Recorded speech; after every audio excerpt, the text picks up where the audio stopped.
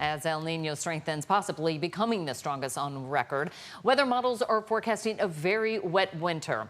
Emily Papalardo from Thule Engineering is here to talk about a very important role the Sacramento-San Joaquin River Delta plays in both flood control and water supply. So why is the Delta so uniquely positioned for this? Well, the Delta is the confluence of the two largest rivers in the state of California, the Sacramento River and San Joaquin River, and they drain about over 40% of the state's watershed. So all of that water has to flow through the Delta. Also, we've got a lot of water that falls up in the north and a lot of demand in the south. So that water that falls in the north has to go through the Delta to exports in Southern California before it can get to the ocean. Okay, so it's uniquely positioned in that way, but I'm sure it gets a lot of pressure for both flood control as well as in drought situations, and now a new threat as well, the golden mussel. So talk about each of those, how the Delta can address it.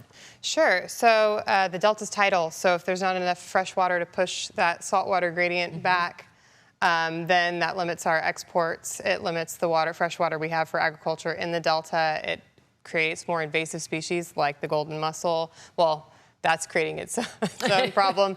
But in a flood, you know, all that water that comes through those watersheds has to move through the Delta, and we rely on our reservoirs to meter that water. But if we have successive storms like in this upcoming El Nino, then we're going to wear a lot of that water, and that added pressure could create more issues like seepage and erosion, which could lead to a levee failure if not addressed.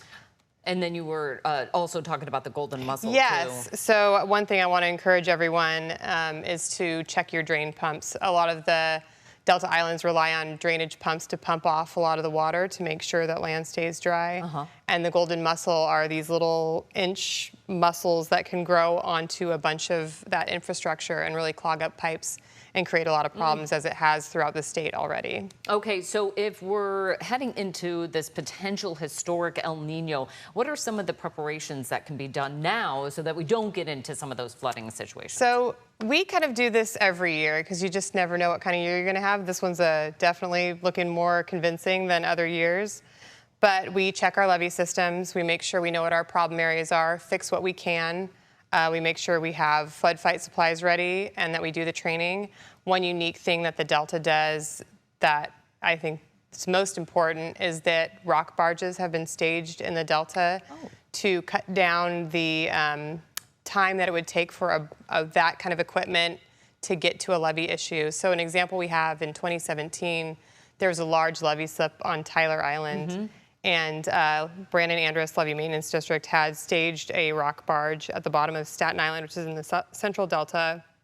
They called that barge over, and it made the difference between that island failing and not failing. Oh, wow. And the one thing to note about that is it's expensive to have that kind of equipment staged there. So a manned material barge is about $15,000 a day. And it's a lot for these reclamation districts who spend all their money on draining and levee work to also spend it on that. So we're hoping for a partnership with the state to have that as part of our normal flood control program, because it is 1,000 times cheaper to have that staged there than to have to recover an entire island and have all the impacts statewide of what a failure would do. That's what I was thinking, because as you mentioned, this is the confluence of those major systems, and it really is kind of the first responder in so many of those situations. Okay, so as we prepare for this El Nino event, what can people do? Where can they go to learn more? So there's a lot of resources that are out there. They're actually all linked on my website in the resources tab at thuleengineering.com. And there you can look at reservoir levels, you can look at river stage predictions. Sacramento County has a great resource for getting flood ready. And then I also have a tab in there for golden mussel if you want to learn more and see how it's spread throughout the state. It's pretty like crazy how far it's gone in a couple years. Yeah, we hear it a lot of times about Lake Tahoe, but also even Folsom Lake and now the Delta as well. All right, Emily, thank you so much for joining us here today.